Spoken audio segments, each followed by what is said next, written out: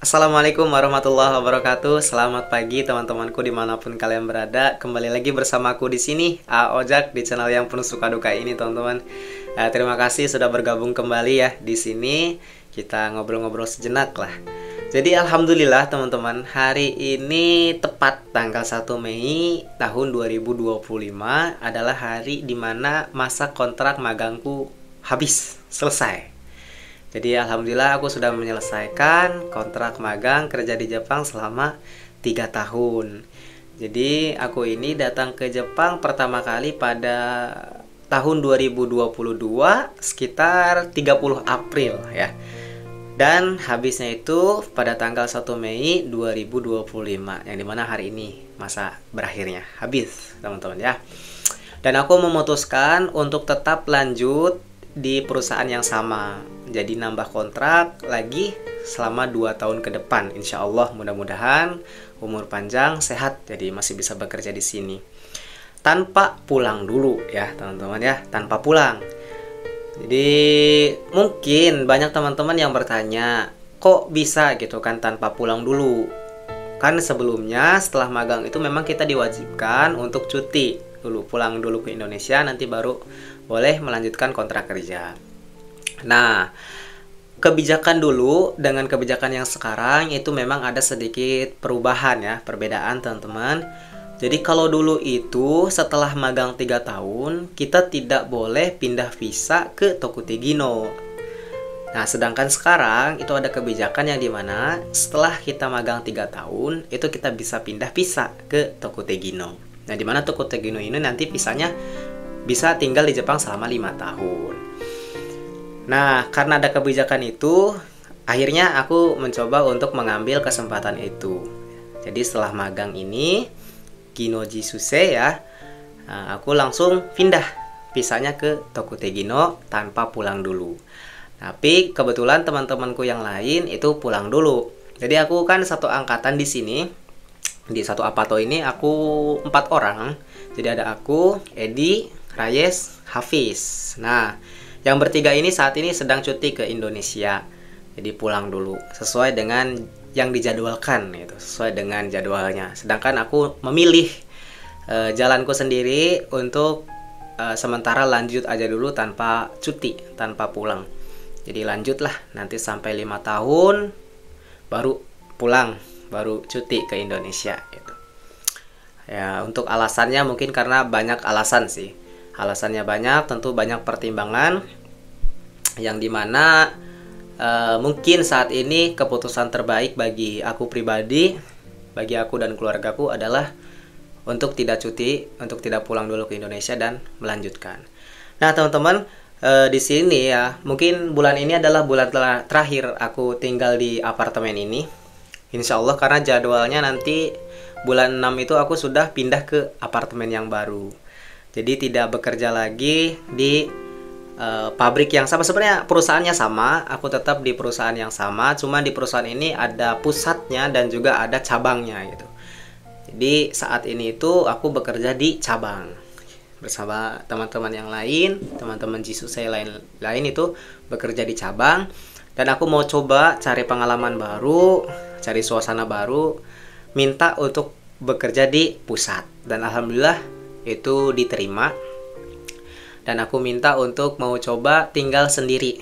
Jadi mau coba nyewa apartemen sendiri gitu. Sebenarnya teman-teman ya, nyewa apartemen sendiri di Jepang atau hidup sendiri lah gitu, dengan kita hidup bareng-bareng sama teman, itu mungkin ada baik dan buruknya ya. Ada positif sama negatifnya lah. Kalau positifnya mungkin kalau misalkan kita ngekosnya bareng-bareng gitu, tinggal bareng-bareng, itu kita biayanya bisa lebih murah. Kayak misalkan biaya apartemen ini itu 4 juta teman-teman ya. Biaya apartemen rata-rata di sini itu 3 sampai 4 juta, dan kebetulan di sini itu 4 jutaan lah. Nah, karena kita tinggal berempat, itu jadi kita bisa bayarnya tuh patungan gitu. Jadi 1 juta, 1 juta, 1 juta, 1 juta. Nah, sedangkan nanti insya Allah ya aku harus bayar sendirian gitu. Kalau misalkan harga apartemennya 4 juta, jadi aku harus bayar 4 juta. Nah, seperti itu, belum nanti listrik, gas, internet dan lain-lain itu beda lagi. Nah, seperti itu teman-teman. Tapi ya mungkin kalau misalkan kita tinggal bareng-bareng itu minusnya itu satu, nggak bebas ya, kemudian sangat terbatas lah. Kalau misalkan kita mau masak nih, di jam kita mau masak tiba-tiba ada yang lagi masak, jadi kita harus nunggu kan gantian gitu. Jadi nggak bisa bebas, nggak bisa cepat. Kalau misalkan nyuci gitu juga gantian, mandi juga gantian. Kalau misalkan sakit perut gitu di toilet juga kan gantian dan lain-lain. Belum lagi kalau misalkan kita tinggal bareng, hidup bareng tuh kita harus benar-benar bisa mengerti satu sama yang lainnya gitu. Nggak saling egois lah, jadi bisa saling ngerti. Nah, aku berpikir dengan aku coba untuk pindah hidup sendiri, jadi aku mau coba gimana sih rasanya gitu tinggal sendirian, mengatur pola hidup sendirian gitu. Bagaimana kita bisa menata ruang rumah bebas seperti apa yang kita inginkan. Kita mau nyuci sekarang saat ini, besok atau kapanpun bebas, mau masak kapanpun bebas gitu. Jadi kayaknya itu hal yang menarik gitu untuk dilakukan, dicoba untuk ke 2 tahun ke depan lah, insya Allah. Jadi itu sebenarnya idenya ya teman-teman. Jadi mencoba lingkungan baru lah, insya Allah. Nah, jadi buat teman-teman juga di sini yang barangkali teman-teman saat ini posisinya sedang magang juga, pisah magang, dan setelah nanti selesai magang kalian mau langsung ke toko Tegino tanpa pulang juga, jadi sekarang udah bisa. Tinggal nanti kalian konsultasi aja sama Kumi Ai dari pihak pembimbing kalian. Nah, kalian bisa, atau kalian mau cari job sendiri atau mau pindah job juga sebenarnya bisa. Gitu. Jadi nanti kalau misalkan kalian udah kerja di Jepang, itu pasti kalian punya banyak relasi, punya banyak teman dari berbagai macam kalangan. Ada yang masuk lewat jalur ini, jalur itu, jalur mandiri, jalur LPK, banyak. Nah, kalian sebanyak mungkin cari informasi. Nah, kebetulan alhamdulillah jadi setelah kerja di Jepang ini aku pun peluang lebih terbuka, lebih luas teman-teman ya, lebih lebar gitu. Jadi ternyata ke Jepang itu nggak harus lewat LPK loh gitu. Ada orang yang bisa lewat jalur mandiri mungkin, tapi dia harus berusaha lebih untuk cari informasinya, harus bolak-balik mundar-mandir ngurus dokumen dan lain-lain gitu. Seperti itu. Dan belajar bahasa mandiri otodidak itu kan nggak mudah ya. Itu, tapi biayanya memang lebih murah ketimbang kayak masuk ke LPK saat ini. Akhir-akhir ini sebenarnya aku banyak sekali dapat DM, dapat WhatsApp ya dari teman-teman yang sekarang mau masuk LPK gitu. Jadi banyak yang nanya, Bang Ojak, apakah LPK ini bagus? Apakah LPK ini nggak bagus? Apakah biaya segini wajar gitu kan? Dan rata-rata itu banyak yang bilang untuk biayanya itu sampai mohon maaf 40 sampai 50 jutaan teman-teman. Jadi ada yang nanya itu, "Bang, kalau ke Jepang ini di LPK ini aku tanya-tanya katanya untuk sampai ke Jepang itu 40 sampai 50 katanya. Itu apakah wajar? Apakah worth it gitu dan lain-lain." Banyak sekali yang bertanya seperti itu. Sedangkan kalau di LPK yang aku ikutin di JIASE dulu aku cuman kena 22 juta waktu itu ya. Tapi itu 22 juta itu memang benar-benar biaya operasional untuk keberangkatan dan lain-lain. Beda dengan kayak operasional ongkos mundar-mandir aku pribadi, kayak biaya makan waktu di LPK, bayar asrama dan lain-lain beda. Tuh, jadi aku pikir kok jauh sekali ya gitu. Sangat jauh biayanya. Untuk kita ke Jepang itu sekarang 40, 50, bahkan 60 gitu. Mungkin kalau misalkan ada yang nggak percaya nih, di video ini ada yang nggak percaya biar ke Jepang sampai segitu, kalian nanti cek aja sendiri dah. Nanti kalian bisa cek, tanya-tanya sendiri, atau mungkin di kolom komentar juga bakal ada yang ini. Jadi aku pun kaget sebenarnya teman-teman ngelihat biaya di LPK sekarang tuh bisa lebih 50 juta lebih gitu. Nah, dibilang apakah worth it gitu kan? Apakah bakalan bisa balik modal? Bisa teman-teman, bisa. Asalkan kita benar-benar bisa mengatur keuangannya itu dengan baik. Jadi apa ya? Syukur-syukur kalian bisa dapat perusahaan yang bagus, punya jam lemburnya banyak, gitu. Gajinya juga oke. Syukur-syukur seperti itu ya. Itu pasti bisa balik modal. Tapi ada juga yang mungkin kurang beruntung ya. Jadi udah mah kerjaannya berat, capek, tapi nggak ada lemburan sama sekali. Udah ditambah dia harus misalkan ngurus dan lain-lain.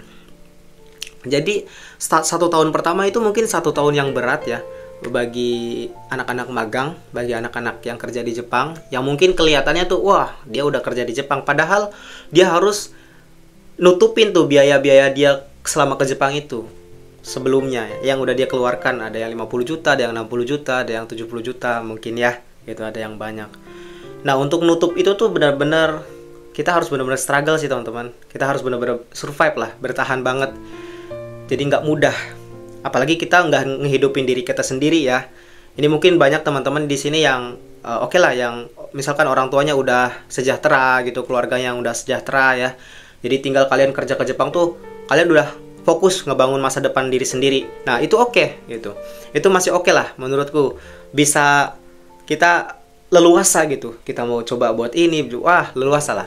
Tapi kalau untuk misalkan ya orang-orang yang mungkin sama dengan aku pribadi, yang kita nggak fokus cuma ngebangun masa depan kita sendiri, tapi kita harus benar-benar survive, bantu keluarga juga untuk menghidupi keluarga di rumah, itu memang sangat kita harus benar-benar struggle, benar-benar berjuang.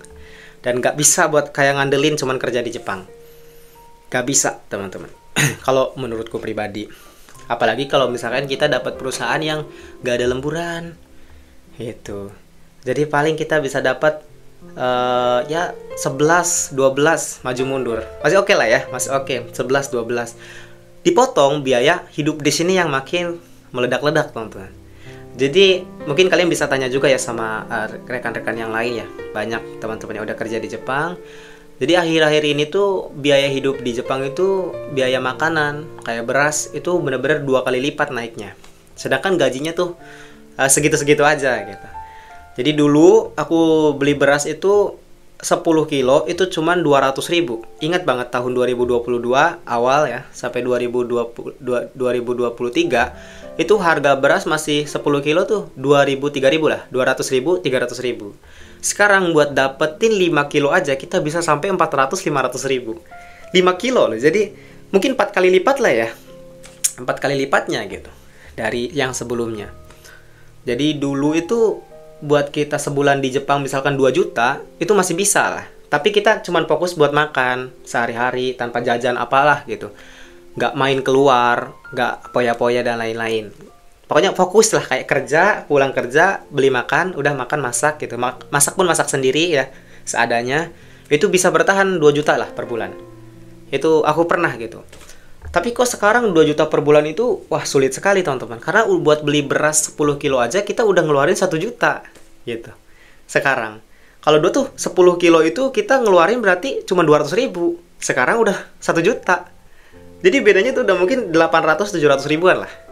Nah kalian bisa pikir sendiri itu perbedaannya ya. Itu perbedaan dari beras aja, belum dari harga makanan-makanan yang lain. Jadi sekarang itu kita ngeluarin 3 juta per bulan untuk biaya hidup di Jepang itu udah sangat pas-pasan sih. Kalau menurut aku pribadi ya pas-pasan lah gitu. Ya tergantung ya, beda orang beda mungkin caranya gimana gitu. Kalau bagi aku pribadi itu 3 juta tuh udah pas lah gitu. Aku pasti segitu. Nah kadang-kadang kalau misalnya kita ada keperluan kayak main ke kota, mau jalan juga, wah itu bisa lebih. Itu bisa lebih. Itu. Jadi ya kalian bisa pikir-pikir sendirilah untuk gimana caranya biar hemat, gimana caranya bisa fokus lah gitu. Karena mungkin tahun pertama memang buat kita bisa bayar utang gitu kan, buat kita bisa nutupin kebutuhan-kebutuhan yang kurang. Kayak gitu. 3 tahun di Jepang ini ya apa ya? Ya alhamdulillah lah, banyak kemajuan sebenarnya gitu kan, banyak kemajuan lah. Cuman kita harus juga berpikir bagaimana caranya kita bisa mendapatkan penghasilan tambahan gitu. Jadi jangan cuma ngandelin tetap kerja itu menurutku sangat-sangat gak cukup. Tapi ya teman-teman, kerja di Jepang itu gak semuanya gajinya kecil. Ada juga yang dapat beruntung, hoki, dapat perusahaannya bagus, lemburannya bisa terus kerja sampai malam gitu, sampai punggung remuk lah ya. Ada yang bisa dapat 25, ada yang bisa dapat sampai 30 mungkin, ada ya teman-teman. Emang itu benar-benar ada. Mudah-mudahan kalian nanti yang bisa dapat job yang kayak gitu, bisa dapat jobnya bagus. Nah, juga mungkin di sini banyak yang nanya, "Bang, job apa sih Bang yang banyak lemburannya?" gitu. Bang Ojak, apa sih jobnya yang banyak lemburan? Terus gimana caranya tuh biar dapat perusahaan yang bagus? Nah, kalau itu nggak tahu aku caranya juga, teman-teman. Mungkin kalau aku tahu caranya, aku udah langsung ke sana. Kayak gitu kan. Tentu beda-beda ya, teman-teman. Ada yang kita sama tuh. Bidangnya misalkan bidang pertanian. Tapi pertanian di Hokkaido sama pertanian di Miyazaki itu timpang. Nah, aku pernah dapat cerita dari orang yang dulunya dia pertanian Hokkaido, pindah ke pertanian Miyazaki, itu jauh kata dia. Waktu dia di pertanian di Hokkaido, di bagian atas, dia bisa dapat 25 juta tuh bersih katanya satu bulan. 25 juta bersih, udah lembur lah. Sedangkan pas dia datang ke Miyazaki, itu dia bersihnya tuh cuma 8 juta. Jadi jauh timpangnya tuh, di Miyazaki sama di Hokkaido. Nah, terus ada juga yang kebalik-kebalik, kayak ada yang di kotanya di Kanagawa ya, di dekat ya sekitaran Tokyo lah, maksudnya di kota besar gitu kayak Kanagawa gitu.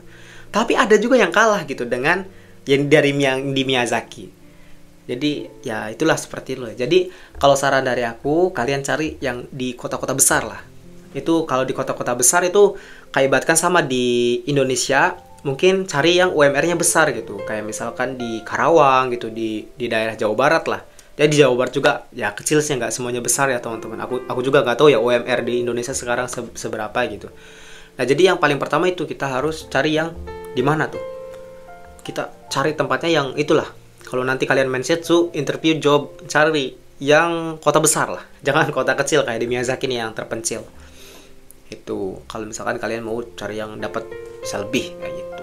Ya mungkin kurang lebih seperti itu teman-teman yang terjadi kondisi di Jepang saat ini berdasarkan pengalaman aku pribadi. Dan untuk teman-teman yang mungkin kalau misalkan ada yang ditanyakan, kalian bisa tulis di kolom komentar atau kalian bisa juga hubungi aku di website aku sendiri. Sekarang ada website ojakdes.com, dan di sana juga aku menyediakan sebuah materi ebook gratis untuk kalian sebelum masuk kalian LPK, biar kalian tahu seperti apa yang harus kalian lakukan sebelum kalian menentukan mau masuk ke LPK, apa saja yang harus dipelajari. Kalian bisa baca-baca di sana, mudah-mudahan ada manfaat ya. Mudah-mudahan itu bisa jadi warisan digital yang bisa aku curahkan dalam satu ebook itu. Kemudian juga aku tulis ebook gratis lainnya seperti Survive Hidup di Jepang berdasarkan pengalaman aku pribadi. Apa saja sih yang harus kita siapkan untuk bisa bertahan hidup di Jepang ini? Itu terutama mungkin untuk teman-teman perintis ya, yang bukan pewaris tentunya, teman-teman yang harus menghidupi keluarga kalian, yang harus berjuang sendirian tanpa support dari siapapun. Aku tetap di sini mendukung kamu yang saat ini mungkin kalian sedang menonton dan merasa sendiri. Tenang aja, kita melangkah bersama-sama teman-teman. Meskipun tembok penderitaannya ini benar-benar besar, tapi ayo kita setiap hari untuk hancurkan itu temboknya ya. Jadi tetap semangat teman-teman. Sampai jumpa di Jepang. Semoga kita bisa bertemu dan ngopi bareng. Oke? Next video bahas apa? Kalian tulis di kolom komentar. Bye-bye.